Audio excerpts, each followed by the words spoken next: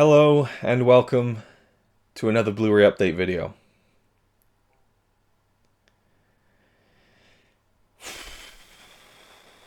Alright, this is stuff that I bought a month ago actually, and one holdover from the Christmas Amazon spending, and a Blu-ray that I bought in 2017, and the most recent arrival in the post box, which I'm really excited about. So, number of things. Mainly here, it's an anime explosion, and it is my purchases from the All the Anime 12 Days of Christmas sale, which I think I've mentioned before.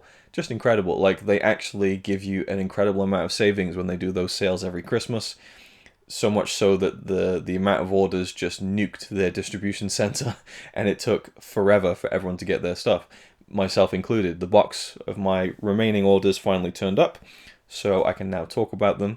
But before we get to the anime titles, this is the box set I ordered from Amazon with my Christmas gift voucher, and it was one of those ones where the box set was at a really good price, but it was out of stock, and said it would ship in like 5 to 7 weeks or something like that, and it ended up being shipped much sooner than that, and I'm really, really happy to add this one to the collection, and more importantly than that, to get to these films. And there are 1, 2, 3, 4, 5, 6, 7, 8, 9, 10, 11, 12, 13, 14, 15, 16, 17 films.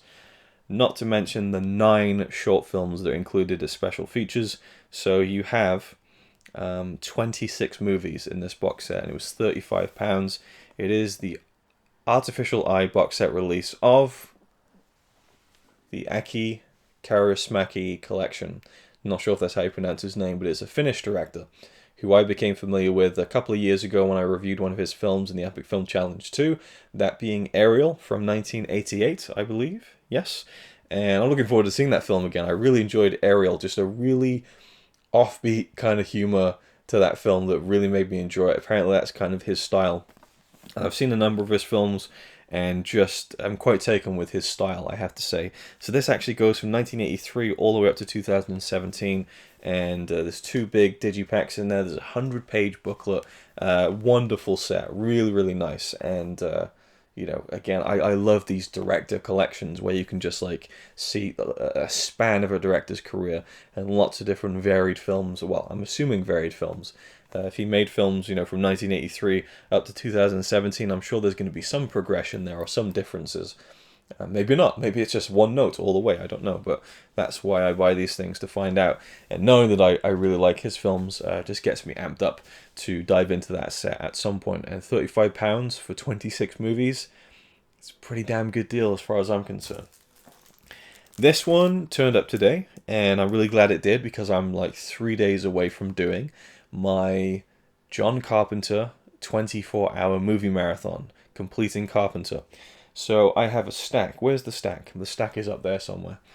Of, I believe, 13 John Carpenter films I've never seen before. I'm going to watch all of them over not a 24-hour period, but over a few days, which will probably take me up to 24 hours worth of John Carpenter movies. And at the end, I will have completed Carpenter and seen everything that John Carpenter has done. But since I announced that marathon, which was late 2017, excuse me, I'll leave that in for free, I'm sorry, suppressed burp. Late 2017, I announced the John Carpenter 24-hour movie marathon, and in 2018, I believe, let's check the back of this, it must have been, because I'm pretty sure this just came out. It must have been 2018, this was released. Someone's Watching Me. This is a TV movie. As far I think I just saw that Dennis from the Blue Corner had watched this on Letterboxd. Yeah, because it said Someone's Watching Me, and I thought that sounds familiar. No shit, because I just got it in the post today. Alright, so that link in my brain has been kind of connected. So this is a TV movie from 1978, and I'm pretty sure it's a TV movie anyway. And there are a couple of those in my unseen Carpenter movies. I've kind of like not gone with purely feature films, but some of his TV stuff like Elvis, and one of the Cigarette Burns is one of them as well, I think. So a number of things I've kind of included, but this is a John Carpenter film I've never seen, and written and directed by the man himself. So this kind of completes the fully now, I think, fingers crossed. All of his films that are at least available on Blu-ray. So I'm really excited to check this out, and this might be, I guess, no, I think Dark Star came before this, so I'm not sure if I'm going to go chronologically or not yet, but this will be one of the first ones I watch in just a few days' time, which I'm really, really excited about.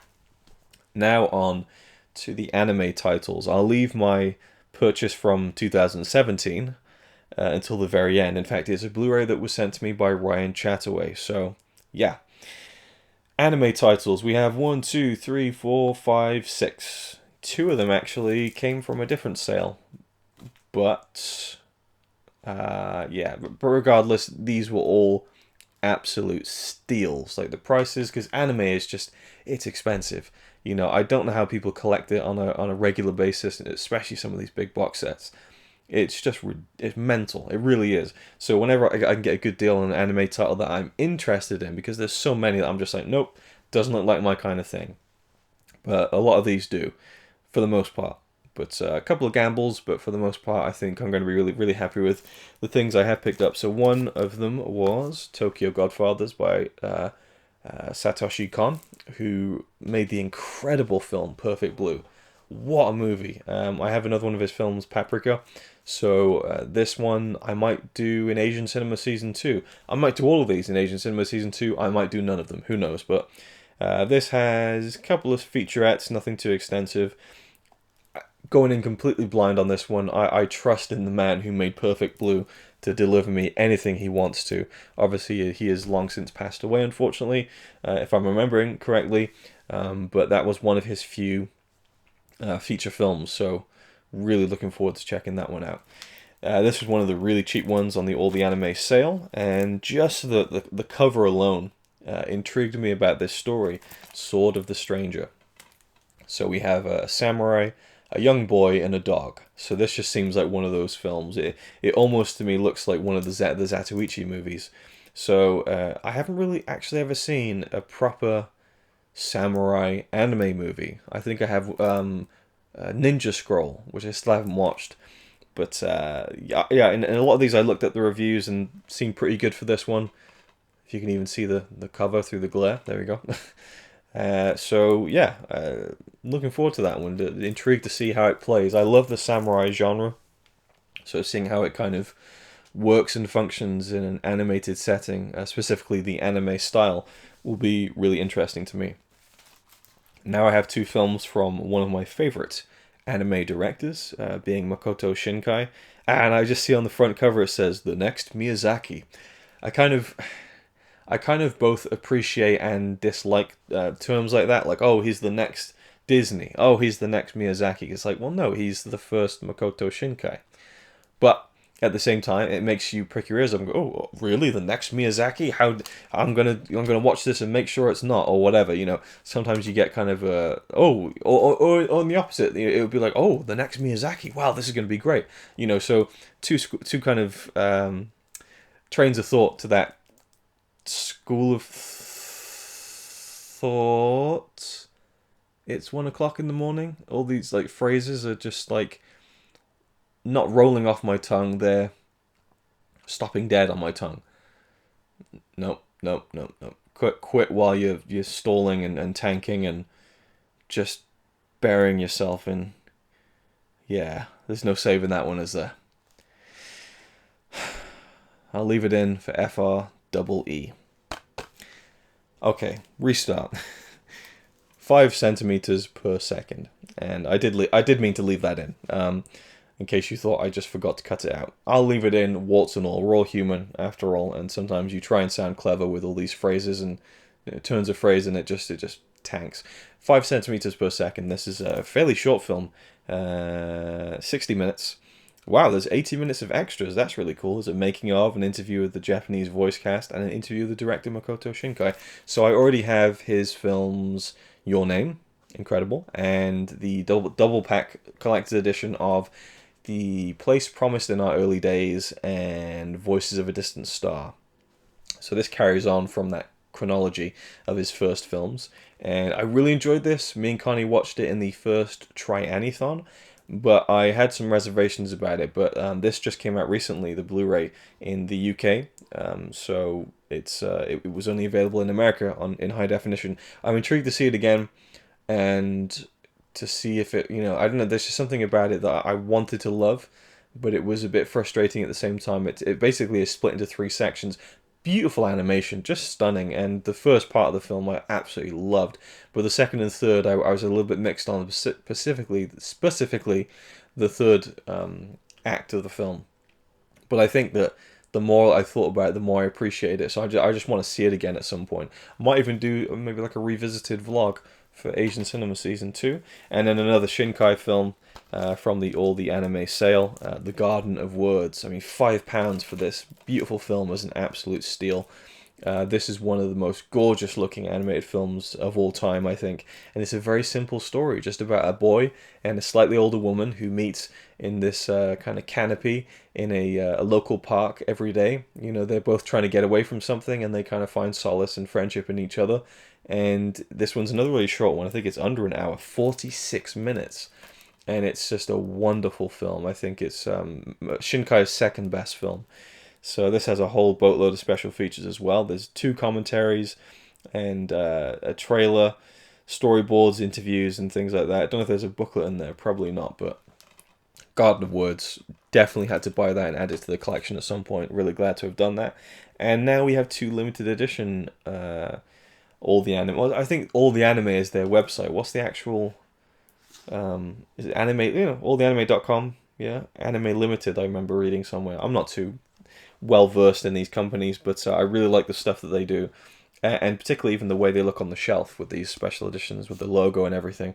But this first one is actually a TV series, which I was really hesitant to jump into. It's a commitment at one point that I hardly ever give into, is watching a TV series, but this actually has 11 episodes, so it's not too bad, and I'm assuming they're like 30-minute episodes. And it says on the back here there's space for 2 movies, which makes it seem like if you buy the 2 movies you can put the discs in, but it has the 2 movies on Blu-ray, so I don't know why it says that on the back. And this is Eden of the East. This is a stunning box set for a show that I don't know anything about. Now, I read like the first half of the synopsis and I thought, ooh, I really like that. Science fiction kind of story. There was something about the visuals and the beginning of the story. Oh, I like that. I thought it was really cheap, and I just thought, I'm going to give it a shot. And again, these limited editions, if I don't like it, I can easily sell it on for, the same price I bought it for, if not more. The inside is just gorgeous. There's like an actual kind of like a... What's the term? How would you even describe this? I mean, you get the digipack that has all the discs and everything. Let me try and maneuver myself around here. So some cool artwork and things on the digipack. But this is like a textured kind of envelope that has like the booklet and all sorts of knickknacks inside. So I love their attention to detail with these limited edition sets that they do. There's just something really pro about the way they do things. So I really like this box set. But will I like the show? Who knows? I think I'm going to commit to actually watching this so I can do a review on it for Asian Cinema Season 2. So it gives me something different to talk about. And so you'll hear my thoughts on this at some point, I'm sure, for good or bad, for better or worse. And finally, this one was like £5, another limited edition, and it is called Hal. And this is another short one, it's about an hour long, I think. Yep, 60 minutes, and it is about, I believe, a young girl whose boyfriend died. Is it the girl or is it the boy? Let's see. Yes, her boyfriend dies in a tragic airplane accident, and scientists, I suppose, offer her the chance to bring her boyfriend back to life. It's a story we've seen before, but it's a story I'm always gripped by. I'm always gripped by the moral dilemma of something like that, which is pretty much impossible. In fact, I'd say entirely impossible. But I mean, in that Black Mirror episode, they really kind of skirted somewhere close to something that could happen in terms of having someone's entire social media presence kind of downloaded and emulated in terms of the way that they would speak. But obviously, as the further that episode went on, it was obviously completely more, again, impossible in the way that they executed it. But the idea of that I find really interesting in the science fiction story. The look of this seems very kind of, like overly stylized anime that I don't really like. But I thought I'd give this a shot. for £5. And again, if I really don't like it, on it goes, and it will no doubt retain its value as a kind of a special edition collector's piece. So yeah, some really cool anime titles, I hope and think. At least the Shinkai ones are very, very cool in my book. And then finally we have the 3-year package from Ryan Chataway. So I ordered this from Kino, I believe. In 2017 they had a flash sale on, and this was going for $6.99 dollars. The shipping was $8.99. I forgot about that until the package arrived the other day. I opened up the slip and I'm like, yeah, I paid more for the shipping on this than I did. But to be fair, Ryan Chataway, he sent this out, so he kind of spent like the $10-15 to actually send this to me. So Ryan, thank you so much. I really appreciate it. But it's just funny that we had all sorts of problems with this. He tried to send it out, and then there was something wrong with the mail, and then we just both kept forgetting about it until it, again, had crossed from 2017 to 2018 and then 2019 before I actually got this, and it is the Lost Keaton collection. This is a collection of 16 short films, comedy short films from 1934 to 1937. So these are actually sound shorts from Buster Keaton. And if you're unfamiliar with my love of Buster Keaton, it's very strong. And I'm a huge fan of his work, and all of his kind of Buster Keaton starring roles from the silent era I own and have seen and love. I have such a deep passion for Buster Keaton's films and his performances and his directing and his wonderful films, but I've never seen anything of his substantial from the sound era, and this completes my Kino Buster Keaton collection. It has a nice slipcover like most of them do. Unfortunately, this one has a lot of rips and kind of tears along the back and stuff. Just the way that some of these slipcovers don't age very well. It was packaged fine. I think it was just this was the way it was before it even got wrapped in cellophane, I think. A couple of special features, but for the most part, 16 shorts starring Buster Keaton sounds like a fun time to me. I understand that it's it's from that era where his career really had gone downhill to the point where he had signed up with MGM, and I believe it was MGM, and had his creative control sapped out of him, and things just really went badly for Buster Keaton after the silent era, or at least even towards the end of the silent era. So this doesn't exactly represent a happy time in his life, nor would I imagine a creative high point either. But as just a huge Buster Keaton fan, I was so intrigued to pick up this set, and I believe this goes for like $25-30 now, so to get it for $7 was a steal, and I hope that they're good. But it's just, I'm a huge Keaton fan, I had to get it, and there we go. So that's my little Blu-ray update for January 2019, and this will be my last Blu-ray update ever in January 2019, I promise. So thank you for watching. As always, leave any comments down below on any of the titles I've talked about, and I'll see you mercifully in the next one. It's alright by me. Apart from the fact he throws cans and calling into a tree. Yeah, he's really cool. Yeah, he's really cool. But he's not quite as cool as you.